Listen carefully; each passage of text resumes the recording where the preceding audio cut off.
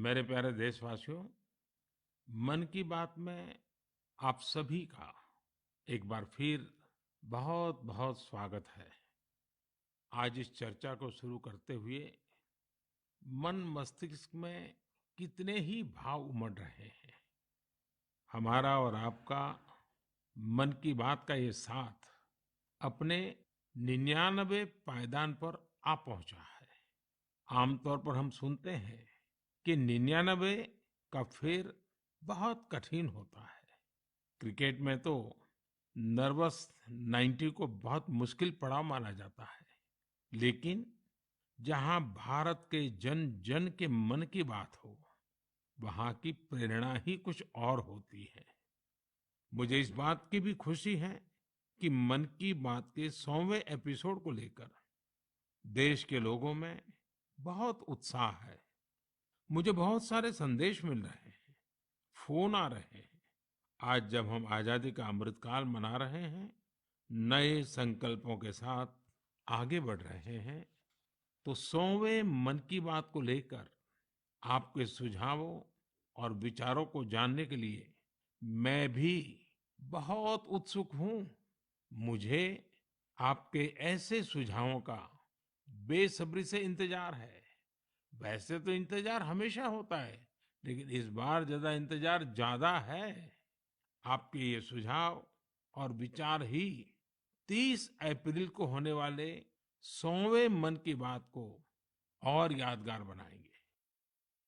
मेरे प्यारे देशवासियों, मन की बात में हमने ऐसे हजारों लोगों की चर्चा की है जो दूसरों की सेवा के लिए अपना जीवन समर्पित कर देते हैं। कई लोग ऐसे होते हैं जो बेटियों की शिक्षा के लिए अपनी पूरी पेंशन लगा देते हैं। कोई अपने पूरे जीवन की कमाई पर्यावरण और जीव सेवा के लिए समर्पित कर देता है। हमारे देश में परमार्थ को इतना ऊपर रखा गया है कि दूसरों के सुख के लिए लोग अपना सर्वस्व दान देने में भी संकोच नहीं करते। इसलिए तो हमें बचपन से शिवी और दधीची जैसे देहदानियों की गाथाएं सुनाई जाती हैं। साथियों, आधुनिक मेडिकल साइंस के इस दौर में ऑर्गन डोनेशन किसी को जीवन देने का एक बहुत बड़ा माध्यम बन चुका है। कहते हैं, जब एक व्यक्ति मृत्यु के बाद अपना शरीर दान करता है, तो उससे 8 से 9 लोगों को एक नया जीवन मिलने की संभावना बनती है। संतोष की बात है कि आज देश में ऑर्गन डोनेशन के प्रति जागरूकता भी बढ़ रही है। साल 2013 में हमारे देश में ऑर्गन डोनेशन के 5,000 से भी कम केसेस थे। लेकिन 2022 में ये संख्या बढ़कर 15,000 से ज्यादा हो गई है। ऑर्गन डोनेशन करने वाले व्यक्तियों ने, उनके परिवार ने वाकई बहुत पुण्य का काम किया है। साथियों, मेरा बहुत समय से मन था कि मैं ऐसा पुण्य कार्य करने वाले लोगों के मन की बात जानूं और इसे देशवासियों के साथ भी शेयर करूं। इसलिए आज मन की बात में हमारे साथ एक प्यारी सी बिटिया, एक सुंदर गुड़िया के पिता और उनकी माताजी हमारे साथ जुड़ने जा रहे हैं। पिताजी का नाम है सुखबीर सिंह संधू जी और माताजी का नाम है सुप्रीत कौर जी। ये परिवार पंजाब के अमृतसर में रहते हैं। बहुत मन्नतों के बाद उन्हें एक बहुत सुंदर गुड़िया, बिटिया हुई थी। घर के लोगों ने बहुत प्यार से उसका नाम रखा था अबाबत कौर।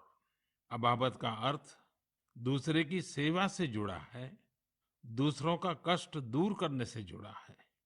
अबाबत जब सिर्फ 39 दिन की थी, तभी वो ये दुनिया छोड़कर चली गई। लेकिन सुखबीर सिंह सिंधु जी और उनकी पत्नी सुप्रीत कौर जी ने, उनके परिवार ने बहुत ही प्रेरणादायी फैसला लिया। ये फैसला था 39 दिन की उम्र वाली बेटी के अंगदान का, ऑर्गन डोनेशन का। हमारे साथ इस समय फोन लाइन पर सुखबीर सिंह और उनकी श्रीमती जी मौजूद है। आइए उनसे बात करते हैं। सुखबीर जी नमस्ते। नमस्ते माननीय प्रधानमंत्री जी, सत श्री अकाल। सत श्री अकाल जी, सत श्री अकाल जी। सुखबीर जी, मैं आज मन की बात के संबंध में सोच रहा था तो मुझे लगा कि अबाबत की बात इतनी प्रेरक है, वो आप ही के मुंह से सुनूं। क्योंकि घर में बेटी का जन्म जब होता है तो अनेक सपने, अनेक खुशियां लेकर आता है। लेकिन बेटी इतनी जल्दी चली जाए, वो कष्ट कितना भयंकर होगा, उसका भी मैं अंदाज लगा सकता हूँ। जिस प्रकार से आपने फैसला लिया है, तो मैं सारी बात जानना चाहता हूँ जी। सर, भगवान ने बहुत अच्छा बच्चा दिया था हमें। बहुत प्यारी गुड़िया हमारे घर में आई थी। उसके पैदा होते ही हमें पता चला कि उसके दिमाग में एक ऐसा नाड़ियों का गुच्छा बना हुआ है जिसकी वजह से उसके दिल का आकार बड़ा हो रहा है। तो हम हैरान हो गए कि बच्चे की सेहत इतनी अच्छी है, इतना खूबसूरत बच्चा है और इतनी बड़ी समस्या लेकर पैदा हुआ है। तो पहले 24 दिन तक तो बहुत ठीक रहा बच्चा, बिल्कुल नॉर्मल रहा। अचानक उसका दिल एकदम काम करना बंद हो गया। तो हम जल्दी से उसको हॉस्पिटल लेके गए। वहाँ डॉक्टरों ने उसको रिवाइव तो कर दिया, लेकिन समझने में टाइम लगा कि इसको क्या दिक्कत आई, इतनी बड़ी दिक्कत के छोटा सा बच्चा और अचानक दिल का दौरा पड़ गया। तो हम उसको इलाज के लिए पीजीआई चंडीगढ़ ले गए। वहाँ बड़ी बहादुरी से उस बच्चे ने इलाज के लिए संघर्ष किया, लेकिन बीमारी ऐसी थी कि उसका इलाज इतनी छोटी उम्र में संभव नहीं था। डॉक्टरों ने बहुत कोशिश की कि उसको रिवाइव करवाया जाए। अगर 6 महीने के आसपास बच्चा चला जाए तो उसका ऑपरेशन करने की सोची जा सकती थी, लेकिन भगवान को कुछ और मंजूर था। उन्होंने केवल 39 डेज की जब हुई तो डॉक्टर्स ने कहा कि इसको दोबारा दिल का दौरा पड़ा है, अब उम्मीद बहुत कम रह गई है। तो हम दोनों मियाँ बीवी रोते हुए इस निर्णय पे पहुंचे कि हमने देखा था उसको बहादुरी से जूझते हुए, बार बार ऐसे लग रहा था जैसे कि अब चला जाएगी, लेकिन फिर रिवाइव कर रही थी। तो हमें लगा कि इस बच्चे का यहाँ आने का कोई मकसद है। तो उन्होंने जब बिल्कुल ही जवाब दे दिया तो हम दोनों ने डिसाइड किया कि क्यों ना हम इस बच्चे के ऑर्गन डोनेट कर दें, शायद किसी और की जिंदगी में उजाला आ जाए। फिर हमने पीजीआई के जो एडमिनिस्ट्रेटिव ब्लॉक है उनमें संपर्क किया और उन्होंने हमें गाइड किया कि इतने छोटे बच्चे के केवल किडनीज ही दी जा सकती हैं। परमात्मा ने हिम्मत दी, गुरु नानक साहब का फलसफा है, इसी सोच से हमने डिसीजन ले लिया जी। नहीं, गुरुओं ने जो शिक्षा दी है उसको आपने जी करके दिखाया जी। सुप्रीत जी हैं क्या, उनसे बात हो सकती है? जी सर। हेलो। सुप्रीत जी, मैं आपको प्रणाम करता हूँ। नमस्कार सर, नमस्कार। सर, ये हमारे लिए बड़ी गर्व की बात है कि आप हमसे बात कर रहे हैं। आपने इतना बड़ा काम किया है और मैं मानता हूँ देश ये सारी बातें जब सुनेगा तो बहुत लोग किसी की जिंदगी बचाने के लिए आगे आएंगे। अबाबत का ये योगदान है, ये बहुत बड़ा है जी। सर, ये भी गुरु नानक पातशाह जी की शायद बख्शिश थी कि उन्होंने हिम्मत दी ऐसा डिसीजन लेने में। गुरुओं की कृपा के बिना तो कुछ हो ही नहीं सकता जी। बिल्कुल सर, बिल्कुल। सुखबीर जी, जब आप अस्पताल में होंगे और ये हिला देने वाला समाचार जब डॉक्टर ने आपको दिया, उसके बाद भी आपने स्वस्थ मन से, आपने और आपकी श्रीमती जी ने इतना बड़ा निर्णय किया। गुरुओं की सीख तो है ही है, लेकिन आपके मन में इतना बड़ा उदार विचार, और सचमुच में अबाबत का जो अर्थ सामान्य भाषा में कहे तो मददगार होता है, ये काम कर दिया। ये उस पल को मैं सुनना चाहता हूँ जी। सर, एक्चुअली हमारे एक फैमिली फ्रेंड है, प्रिया जी। उन्होंने अपने ऑर्गन डोनेट किए थे, उनसे भी हमें प्रेरणा मिली। तो उस समय तो हमें लगा कि शरीर जो है पंच तत्व में विलीन हो जाएगा। जो कोई बिछड़ जाता है, चला जाता है, तो उसका शरीर को जला दिया जाता है या दबा दिया जाता है। लेकिन अगर उसके ऑर्गन किसी के काम आ जाए तो ये भले का ही काम है। और उस समय हमें और गर्व महसूस हुआ जब डॉक्टर्स ने ये बताया हमें कि आपकी बेटी इंडिया की यंगेस्ट डोनर बनी है जिसके ऑर्गन सक्सेसफुली ट्रांसप्लांट हुए। तो हमारा सर गर्व से ऊंचा हो गया कि जो नाम हम अपने पेरेंट्स का इस उम्र तक नहीं कर पाए, एक छोटा सा बच्चा आके इतने दिनों में हमारा नाम ऊंचा कर गया। और इससे और बड़ी बात है कि आज आपसे बात हो रही है इस विषय पे, हम प्राउड फील कर रहे हैं। सुखबीर जी, आज आपकी बेटी का सिर्फ एक अंग जीवित है ऐसा नहीं है। आपकी बेटी मानवता की अमर गाथा की अमर यात्री बन गई है। अपने शरीर के अंश के जरिए वो आज भी उपस्थित है। इस नेक कार्य के लिए मैं आपकी, आपकी श्रीमती जी की, आपके परिवार की सराहना करता हूँ। Thank you sir. साथियों, ऑर्गन डोनेशन के लिए सबसे बड़ा जज्बा यही होता है कि जाते जाते भी किसी का भला हो जाए, किसी का जीवन बच जाए। जो लोग ऑर्गन डोनेशन का इंतजार करते हैं वो जानते हैं कि इंतजार का एक एक पल गुजरना कितना मुश्किल होता है। और ऐसे में जब कोई अंगदान या देहदान करने वाला मिल जाता है तो उसमें ईश्वर का स्वरूप ही नजर आता है। झारखंड की रहने वाली स्नेहलता चौधरी जी भी ऐसी ही थी, जिन्होंने ईश्वर बनकर दूसरों को जिंदगी दी। 63 वर्ष की स्नेहलता चौधरी जी अपना हार्ट, किडनी और लीवर दान करके गई। आज मन की बात में उनके बेटे भाई अभिजीत चौधरी जी हमारे साथ हैं। आइए उनसे सुनते हैं। अभिजीत जी नमस्कार। प्रणाम सर। अभिजीत जी, आप एक ऐसी माँ के बेटे हैं जिसने आपको जन्म देकर एक प्रकार से जीवन तो दिया ही, लेकिन और जो अपनी मृत्यु के बाद भी आपकी माता जी कई लोगों को जीवन दे करके गई। एक पुत्र के नाते अभिजीत आप जरूर गर्व अनुभव करते होंगे। हाँ जी सर। आप अपनी माताजी के बारे में जरा बताइए, किन परिस्थितियों में ऑर्गन डोनेशन का फैसला लिया गया? मेरी माताजी सरायकेला बोल के एक छोटा सा गांव है झारखंड में, वहाँ पे मेरे मम्मी पापा दोनों रहते हैं। ये पिछले 25 साल से लगातार मॉर्निंग वॉक करती थी और अपने हैबिट के अनुसार सुबह 4 बजे अपने मॉर्निंग वॉक के लिए निकली थी। उस समय एक मोटरसाइकिल वाले ने इनको पीछे से धक्का मारा और वो उसी समय गिर गई, जिससे उनको सर पे बहुत ज्यादा चोट लगा। तुरंत हम लोगों ने उनको सदर अस्पताल सरायकेला ले गए, जहाँ डॉक्टर साहब ने उनकी मरहम पट्टी की, पर खून बहुत निकल रहा था और उनको कोई सेंस नहीं था।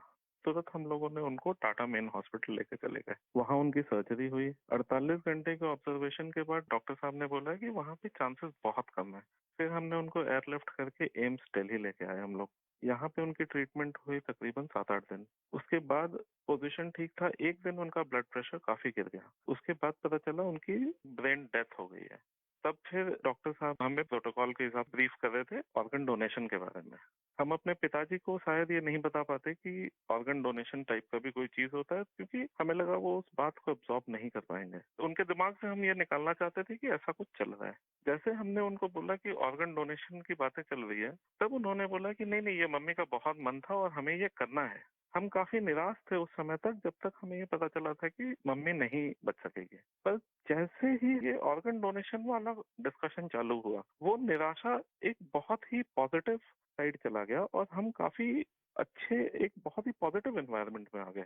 उसको करते करते फिर हम लोग रात में 8 बजे काउंसलिंग हुई। दूसरे दिन हम लोगों ने ऑर्गन डोनेशन किया। इसमें मम्मी का एक सोच बहुत बड़ा था कि पहले वो काफी नेत्रदान और इन चीजों में, सोशल एक्टिविटीज में ये बहुत एक्टिव थी। शायद यही सोच को लेकर के ये इतना बड़ा चीज हम लोग कर पाए। और मेरे पिताजी का जो डिसीजन मेकिंग था इस चीज के बारे में, इस कारण से ये चीज हो पाया। कितने लोगों को काम आया अंग? इनका हार्ट, 2 किडनी, लिवर और दोनों आंख, ये डोनेशन हुआ था। तो 4 लोगों की जान और 2 जनों को आंख मिला है। अभिजीत जी, आपके पिताजी और माताजी दोनों नमन के अधिकारी हैं। मैं उनको प्रणाम करता हूँ। और आपके पिताजी ने इतने बड़े निर्णय में आप परिवारजनों का नेतृत्व किया, ये वाकई बहुत ही प्रेरक है। और मैं मानता हूँ कि माँ तो माँ ही होती है, माँ एक अपने आप में प्रेरणा भी होती है, लेकिन माँ जो परंपराएं छोड़ करके जाती है, वो पीढ़ी दर पीढ़ी एक बहुत बड़ी ताकत बन जाती है। अंगदान के लिए आपकी माता जी की प्रेरणा आज पूरे देश तक पहुंच रही है। मैं आपके इस पवित्र कार्य और महान कार्य के लिए आपके पूरे परिवार को बहुत बहुत बधाई देता हूं। अभिजीत जी धन्यवाद जी, और आपके पिताजी को हमारे प्रणाम जरूर कह देना। जरूर जरूर। Thank you. साथियों, 39 दिन की अबाबत कौर हो या 63 वर्ष की स्नेहलता चौधरी, इनके जैसे दानवीर हमें जीवन का महत्व समझाकर जाते हैं। हमारे देश में आज बड़ी संख्या में ऐसे जरूरतमंद है जो स्वस्थ जीवन की आशा में किसी ऑर्गन डोनेट करने वाले का इंतजार कर रहे हैं। मुझे संतोष है कि अंगदान को आसान बनाने और प्रोत्साहित करने के लिए पूरे देश में एक जैसी पॉलिसी पर भी काम हो रहा है। इस दिशा में राज्यों की डोमिसाइल की शर्त को हटाने का निर्णय भी लिया गया है। यानी अब देश के किसी भी राज्य में जाकर मरीज ऑर्गन प्राप्त करने के लिए रजिस्टर करवा पाएगा। सरकार ने ऑर्गन डोनेशन के लिए 65 वर्ष से कम आयु की आयु सीमा को भी खत्म करने का फैसला लिया है। इन प्रयासों के बीच मेरा देशवासियों से आग्रह है कि ऑर्गन डोनर ज्यादा से ज्यादा संख्या में आगे आएं। आपका एक फैसला कई लोगों की जिंदगी बचा सकता है, जिंदगी बना सकता है। मेरे प्यारे देशवासियों, ये नवरात्र का समय है, शक्ति की उपासना का समय है। आज भारत का जो सामर्थ्य नए सिरे से निखर कर सामने आ रहा है, उसमें बहुत बड़ी भूमिका हमारी नारी शक्ति की है। हाल फिलहाल ऐसे कितने ही उदाहरण हमारे सामने आए हैं। आपने सोशल मीडिया पर एशिया की पहली महिला लोको पायलट सुरेखा यादव जी को जरूर देखा होगा। सुरेखा जी एक और कीर्तिमान बनाते हुए वंदे भारत एक्सप्रेस की भी पहली महिला लोको पायलट बन गई है। इसी महीने प्रोड्यूसर गुनीत मोंगा और डायरेक्टर कार्तिकी गोंजाल्विस, उनकी डॉक्यूमेंट्री एलिफेंट विस्परर्स ने ऑस्कर जीतकर देश का नाम रोशन किया है। देश के लिए एक और उपलब्धि भाभा एटॉमिक रिसर्च सेंटर के साइंटिस्ट बहन ज्योतिर्मयी मोहंती जी ने भी हासिल की है। ज्योतिर्मयी जी को केमिस्ट्री और केमिकल इंजीनियरिंग की फील्ड में IUPAC का विशेष अवार्ड मिला है। इस वर्ष की शुरुआत में ही भारत की अंडर 19 महिला क्रिकेट टीम ने T20 वर्ल्ड कप जीतकर नया इतिहास रचा। अगर आप राजनीति की ओर देखेंगे तो एक नई शुरुआत नागालैंड में हुई है। नागालैंड में 75 वर्षों में पहली बार 2 महिला विधायक जीतकर विधानसभा पहुंची हैं। इनमें से एक को नागालैंड सरकार में मंत्री भी बनाया गया है। यानी राज्य के लोगों को पहली बार एक महिला मंत्री भी मिली है। साथियों, कुछ दिनों पहले मेरी मुलाकात उन जाबाज बेटियों से भी हुई जो तुर्की में विनाशकारी भूकंप के बाद वहां के लोगों की मदद के लिए गई थी। ये सभी NDRF के दस्ते में शामिल थी। उनके साहस और कुशलता की पूरी दुनिया में तारीफ हो रही है। भारत ने UN मिशन के तहत शांति सेना में वुमेन ओनली प्लेटून की भी तैनाती की है। आज देश की बेटियां हमारी तीनों सेनाओं में अपने शौर्य का झंडा बुलंद कर रही है। Group captain Shaliza Dhami combat unit में कमांड अपॉइंटमेंट पाने वाली पहली महिला वायुसेना अधिकारी बनी है। उनके पास करीब 3000 घंटे का फ्लाइंग एक्सपीरियंस है। इसी तरह भारतीय सेना की जांबाज कैप्टन शिवा चौहान सियाचिन में तैनात होने वाली पहली महिला अधिकारी बनी है। सियाचिन में जहां पारा -60 डिग्री तक चला जाता है, वहां शिवा 3 महीनों के लिए तैनात रहेगी। साथियों, यह लिस्ट इतनी लंबी है कि यहाँ सबकी चर्चा करना भी मुश्किल है। ऐसी सभी महिलाएं, हमारी बेटियां आज भारत और भारत के सपनों को ऊर्जा दे रही हैं।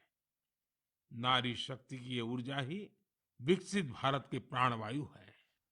मेरे प्यारे देशवासियों, इन दिनों पूरे विश्व में स्वच्छ ऊर्जा रिन्यूएबल एनर्जी की खूब बात हो रही है। मैं जब विश्व के लोगों से मिलता हूं तो वो इस क्षेत्र में भारत की अभूतपूर्व सफलता की जरूर चर्चा करते हैं।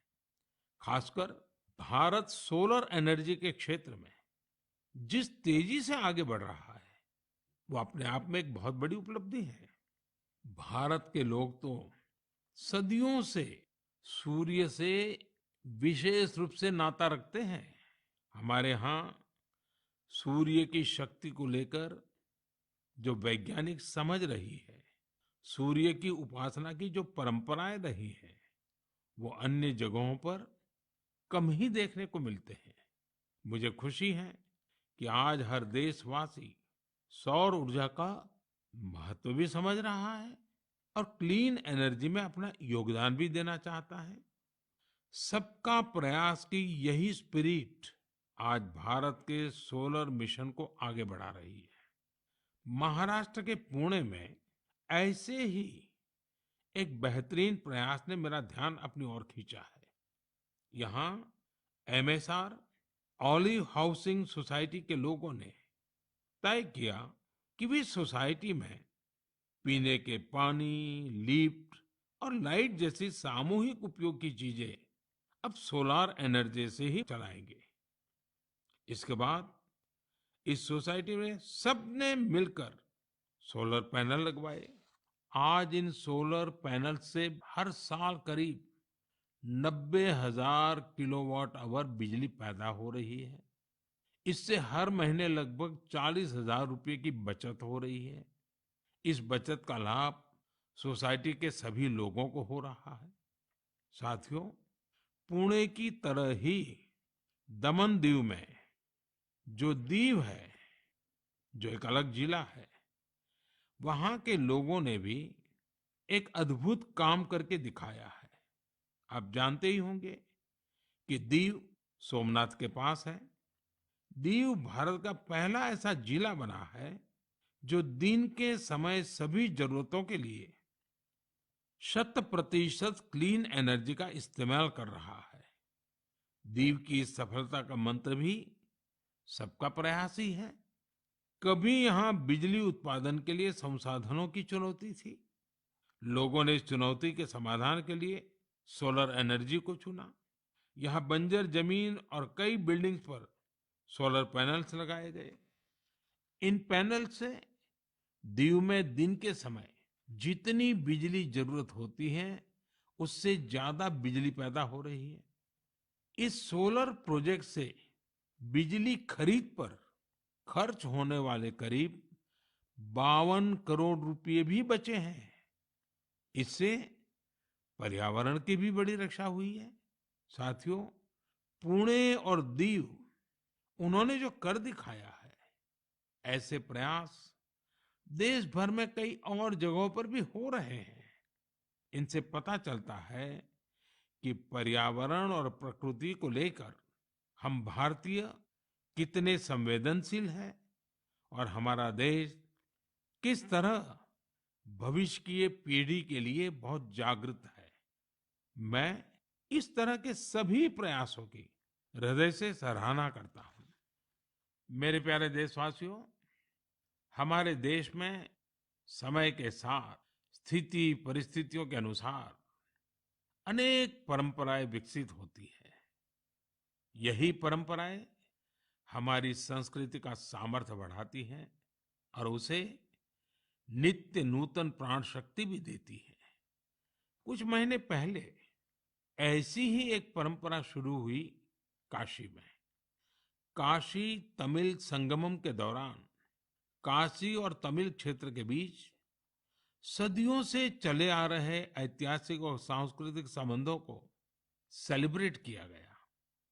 एक भारत श्रेष्ठ भारत की भावना हमारे देश को मजबूती देती है। हम जब एक दूसरे के बारे में जानते हैं, सीखते हैं, तो एकता की ये भावना और प्रगाढ़ होती है। यूनिटी की इसी स्पिरिट के साथ अगले महीने गुजरात के विभिन्न हिस्सों में सौराष्ट्र तमिल संगमम होने जा रहा है। सौराष्ट्र तमिल संगमम 17 से 30 अप्रैल तक चलेगा। मन की बात के कुछ श्रोता जरूर सोच रहे होंगे कि गुजरात के सौराष्ट्र का तमिलनाडु से क्या संबंध है। दरअसल सदियों पहले सौराष्ट्र के अनेकों लोग तमिलनाडु के अलग-अलग हिस्सों में बस गए थे। ये लोग आज भी सौराष्ट्री तमिल के नाम से जाने जाते हैं। उनके खान पान, रहन सहन, सामाजिक संस्कारों में आज भी कुछ कुछ सौराष्ट्र की झलक मिल जाती है। मुझे इस आयोजन को लेकर तमिलनाडु से बहुत से लोगों ने सराहना भरे पत्र लिखे हैं। मदुरई में रहने वाले जयचंद्रन जी ने एक बड़ी ही भावुक बात लिखी है। उन्होंने कहा है कि 1000 साल के बाद पहली बार किसी ने सौराष्ट्र तमिल के रिश्तों के बारे में सोचा है। सौराष्ट्र से तमिलनाडु आकर के बसे हुए लोगों को पूछा है। जयचंद्रन जी की बातें हजारों तमिल भाई बहनों की अभिव्यक्ति है। साथियों, मन की बात के श्रोताओं को मैं असम से जुड़ी हुई एक खबर के बारे में बताना चाहता हूँ। ये भी एक भारत श्रेष्ठ भारत की भावना को मजबूत करती है। आप सभी जानते हैं कि हम वीर लासित बोरफुकन जी की 400वीं जयंती मना रहे हैं। वीर लासित बोरफुकन ने अत्याचारी मुगल सल्तनत के हाथों से गुवाहाटी को आजाद करवाया था। आज देश इस महान योद्धा के अदम्य साहस से परिचित हो रहा है। कुछ दिन पहले लासित बोरफुकन के जीवन पर आधारित निबंध लेखन का एक अभियान चलाया गया था। आपको यह जानकर आश्चर्य होगा कि इसके लिए करीब 45 लाख लोगों ने निबंध भेजे। आपको ये जानकर भी खुशी होगी कि अब यह एक गिनीज रिकॉर्ड बन चुका है। और सबसे बड़ी बात है, और जो ज्यादा प्रसन्नता की बात यह है कि वीर लासित बोरफुकन पर ये जो निबंध लिखे गए हैं, उसमें करीब करीब 23 अलग अलग भाषाओं में लिखा गया है और लोगों ने भेजा है। इनमें असमिया भाषा के अलावा हिंदी, अंग्रेजी, बांग्ला, बोडो, नेपाली, संस्कृत, संथाली जैसी भाषाओं में लोगों ने निबंध भेजे हैं। मैं इस प्रयास का हिस्सा बने सभी लोगों की हृदय से प्रशंसा करता हूँ। मेरे प्यारे देशवासियों, जब कश्मीर या श्रीनगर की बात होती है तो सबसे पहले हमारे सामने उसकी वादियां और डल झील की तस्वीर आती है। हम में से हर कोई डल झील के नजारों का लुत्फ उठाना चाहता है, लेकिन डल झील में एक और बात खास है। डल झील अपने स्वादिष्ट लोटस स्टेम्स, कमल के तनों या कमल ककड़ी के लिए भी जानी जाती है। कमल के तनों को देश में अलग अलग जगह अलग अलग नाम से जानते हैं। कश्मीर में इन्हें नादरू कहते हैं। कश्मीर के नादरू की डिमांड लगातार बढ़ रही है। इस डिमांड को देखते हुए डल झील में नादरू की खेती करने वाले किसानों ने एक एफपीओ बनाया है। इस एफपीओ में करीब 250 किसान शामिल हुए हैं। आज ये किसान अपने नादरू को विदेशों तक भेजने लगे हैं। अभी कुछ समय पहले ही इन किसानों ने 2 खेप यूएई भेजी है। ये सफलता कश्मीर का नाम तो कर ही रही है, साथ ही इससे सैकड़ों किसानों की आमदनी भी बढ़ी है। साथियों, कश्मीर के लोगों का कृषि से ही जुड़ा हुआ ऐसा ही एक और प्रयास इन दिनों अपनी कामयाबी की खुशबू फैला रहा है। आप सोच रहे होंगे कि मैं कामयाबी की खुशबू क्यों बोल रहा हूं? बात है ही खुशबू की, सुगंध की ही तो बात है। दरअसल जम्मू कश्मीर के डोडा जिले में एक कस्बा है भदरवा। यहाँ के किसान दशकों से मक्के की पारंपरिक खेती करते आ रहे थे, लेकिन कुछ किसानों ने कुछ अलग करने की सोची। उन्होंने फ्लोरिकल्चर यानी फूलों की खेती का रुख किया। आज यहाँ के करीब 2500 किसान, 2500 किसान लेवेंडर की खेती कर रहे हैं। इन्हें केंद्र सरकार के अरोमा मिशन से मदद भी मिली है। इस नई खेती ने किसानों की आमदनी में बड़ा इजाफा किया है और आज लेवेंडर के साथ साथ इनकी सफलता की खुशबू भी दूर दूर तक फैल रही है। साथियों, जब कश्मीर की बात हो, कमल की बात हो, फूल की बात हो, सुगंध की बात हो, तो कमल के फूल पर विराजमान रहने वाली माँ शारदा का स्मरण आना बहुत स्वाभाविक है। कुछ दिन पूर्व ही कुपवाड़ा में माँ शारदा के भव्य मंदिर का लोकार्पण हुआ है। ये मंदिर उसी मार्ग पर बना है जहां से कभी शारदा पीठ के दर्शनों के लिए जाया करते थे। स्थानीय लोगों ने इस मंदिर के निर्माण में बहुत मदद की है। मैं जम्मू कश्मीर के लोगों को इस शुभ कार्य के लिए बहुत बहुत बधाई देता हूँ। मेरे प्यारे देशवासियों, इस बार मन की बात में बस इतना ही। अगली बार आपसे मन की बात के 100वें एपिसोड में मुलाकात होगी। आप सभी अपने सुझाव जरूर भेजिए। मार्च के इस महीने में हम होली से लेकर नवरात्रि तक कई पर्व और त्योहारों में व्यस्त रहे हैं। रमजान का पवित्र महीना भी शुरू हो चुका है। अगले कुछ दिनों में श्री राम नवमी का महापर्व भी आने वाला है। इसके बाद महावीर जयंती, गुड फ्राइडे और ईस्टर भी आएंगे। अप्रैल के महीने में हम भारत के दो महान विभूतियों की जयंती भी मनाते हैं। ये दो महापुरुष हैं महात्मा ज्योतिबा फुले और बाबा साहब आम्बेडकर। इन दोनों ही महापुरुषों ने समाज में भेदभाव मिटाने के लिए अभूतपूर्व योगदान दिया। आज आजादी के अमृतकाल में हमें ऐसी महान विभूतियों से सीखने और निरंतर प्रेरणा लेने की जरूरत है।